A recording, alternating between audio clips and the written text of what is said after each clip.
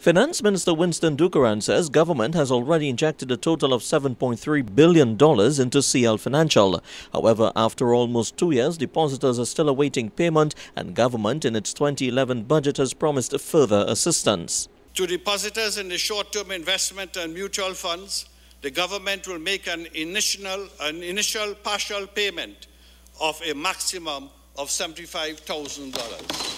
The finance minister described the Clico bailout by the last administration as reckless, one which he says the current administration must deal with since it represents 10% of the country's GDP. Arrangements have also been made for depositors with more than $75,000 to be paid.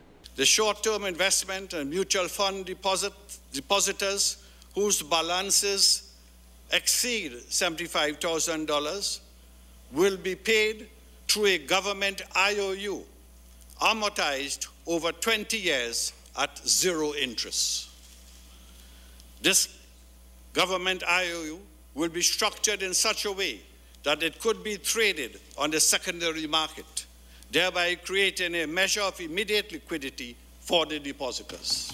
But the finance minister said the way forward would have to be re-examined in an effort to recover taxpayers' dollars. The government will conduct a detailed review of CL Financial and its subsidiaries and will introduce measures, including the divestment of its assets, to reduce CL Financial's debt and recover public funds. Minister Dukaran says this short-term payment to depositors would cost the government a further $1.8 billion.